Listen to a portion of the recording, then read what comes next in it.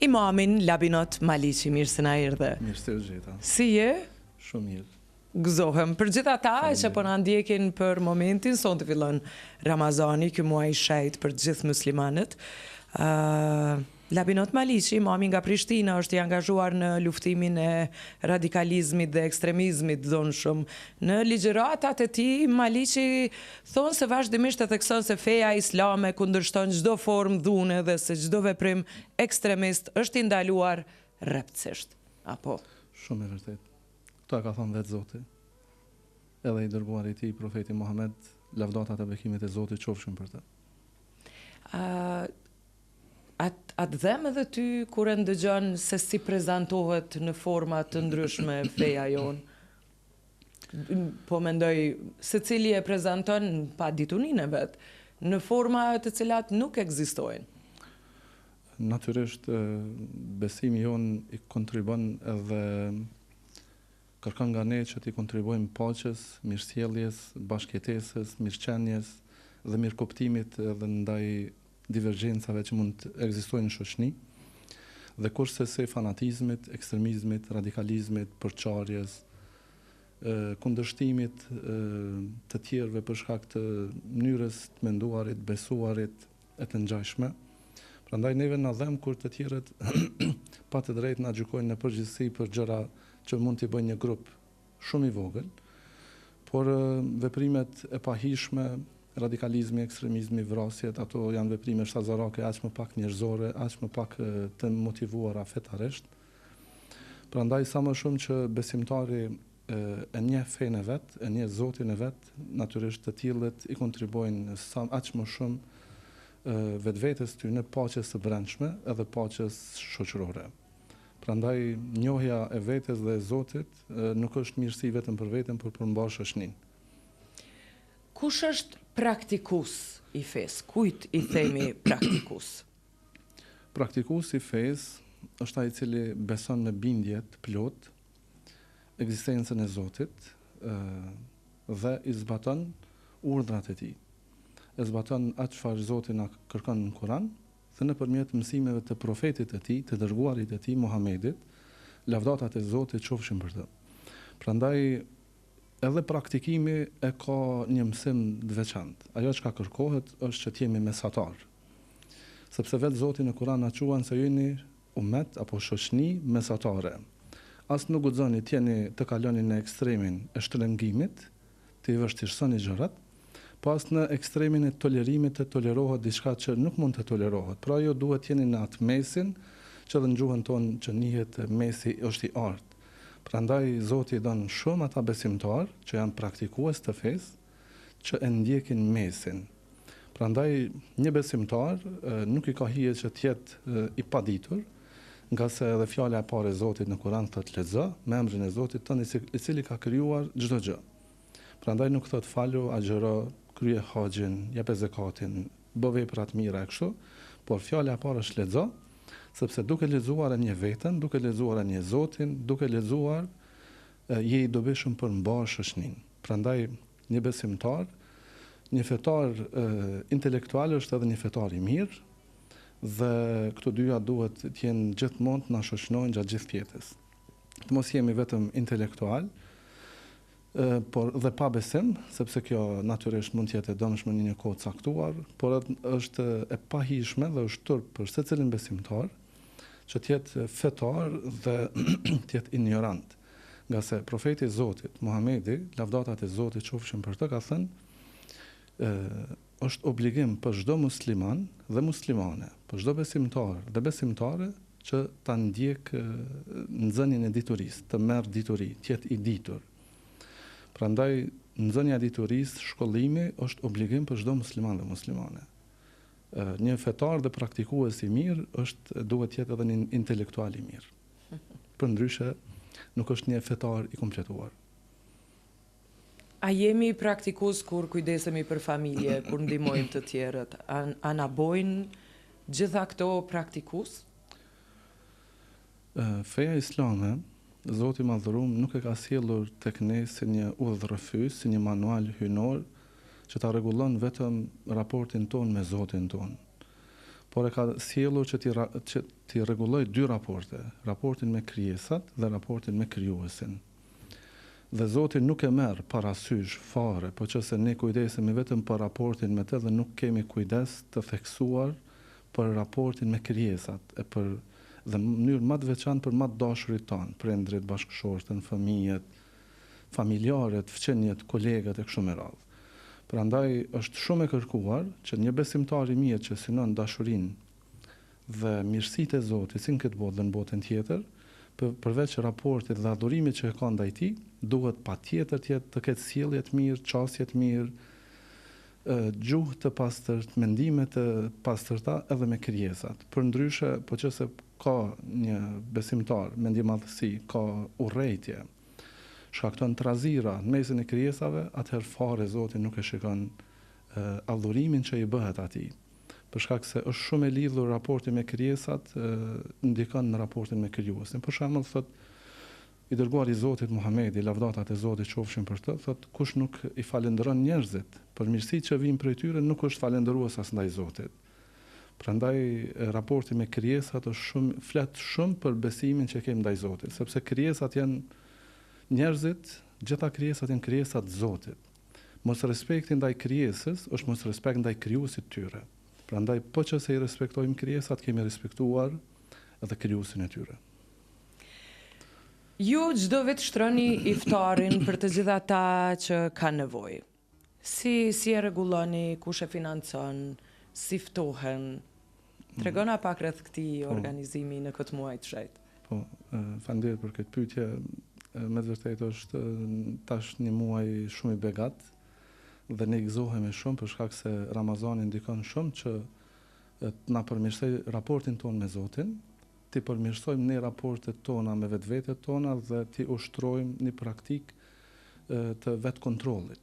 Po në mënyrë të veçantë, tani është viti i 8, xhamia jonë shtron iftar gjatë tërë muajit bekuar të Ramazanit, që nga dita e parë deri në fund të Ramazanit. Cila është xhamia, nëse mundeni për dëgjues tanë? Xhamia është në lagjën e spitalit, afër Euleksit, një shtëpi në kuadër të Bashkisë Islame, një prej xhamive me më shumë të aktivitete dhe me një numër të madh të besimtarëve, ku çdo xhumë kemi së paku 1300-400 besimtarë, por edhe brenda ditës frekuentojnë diku 500 deri në 600 besimtarë brenda çdo dite për faljen e namazit. Se dhe kemi edhe shumë aktivitete tjera, siç janë kursi programimit, kursi gjuhës angleze, ku ushtarët amerikanë vrin për kampit Bonsell në xhamin tonë dhe mësojnë 33 gjuhë angleze. Kemi së paku 30 paku ushqimore që gjatë tërë vitit ju ndihmojmë familjen nëvitare, skamnore, me jetim. Kemi gjithashtu edhe aktivitete tjera që ndoshta do mund t'i përmendim. Po, patjetër. Për vepra të mira flasim sot dush. Po. Ju shtroni iftarin tash në muajin e shenjtë Ramazani dhe me qenë se e përmendë se jeni afër spitalit, ju i ofroni mundësi të pushimit ndoshta ose edhe fjetjes gjithë familjarëve të pacientave të hospitalizuar, po. Na trego pak rreth krejt këtij organizimi, nëse ka kërkesë ku duhet më u lajmëru, si i zgjedhni, kush ju financon? Se ju mbeta mbosh, iftaret tona financohen do të thotë vetëm nga besimtarët shqiptar në mënyrë individuale. Okej. Edhe në iftaret tona gjithmonë kanë qenë dhe do të jenë të hapura për çdo që dëshiron të na bashkangjitet, por ngëzohem shumë që shumica atyre që marrin pjesë, që është një numër i madh, janë student fakultetit mjekësisë, fakultetit teknik, ku përfshihen të dy gjinit në hapësira të caktuara, por edhe kemi edhe një numër të madh të personave që kanë nevoja, që nuk i kanë kushtet e mira. Edhe fëmijë i jetim, familje nevojtare që vinë e marrin iftarin në xhamin tonë, shkojnë, jo japim edhe për shtyfyre kështu me radhë, por gjitha këto mbuluan financiarisht nga besimtarët në mënyrë individuale. Dhe ju njoftoj që kushdo që dëshiron mund ta bëjë këtë kontribut. Tek ne është e rëndësishme të vjen ushqimi, jo parat mund t'i dërgojnë tek cila do kuzhinë, cila do gjeltore, dhe ta sjellin ushqimin në xhamin tonë. Sa kushton ajo? Minimum një pension është 4 euro, ashtu siç na kanë prezantuar gjeltorët. Prandaj ne nuk kemi marrëveshje me një gjeltore të caktuar.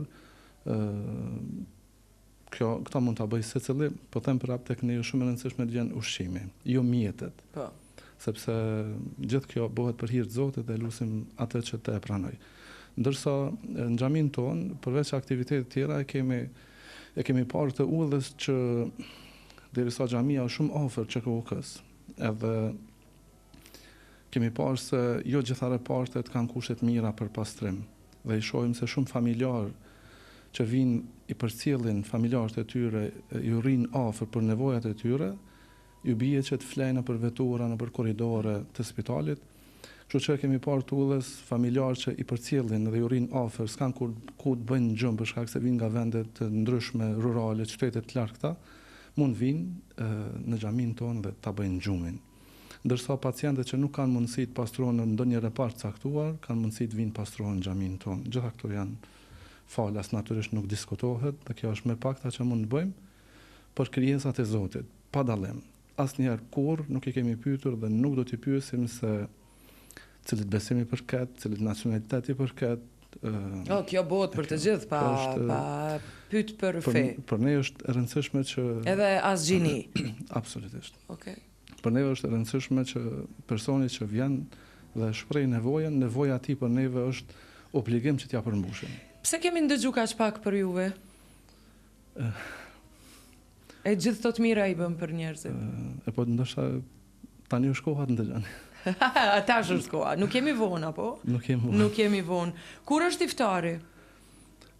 Tash e kemi në 5:43. Okej. Për më saktë do t'i referohem kalendarit që mirë, se ne e lajmërojmë si radio, gjithmonë kohën e iftarit e lajmërojmë. Në 5:31, 32 do t'jetë nesër. 5:32 për Prishtinë. Që për Prishtinë? Ose luajnë me minuta prej komunës. Në komunë mund të ketë disa ndryshime të vogla. Për shkak të lindjes së diellit, dikon perëndon dielli më herët. Pra duhet me pas kujdes cilin kalendar e marrim. Qysh më abona me radio?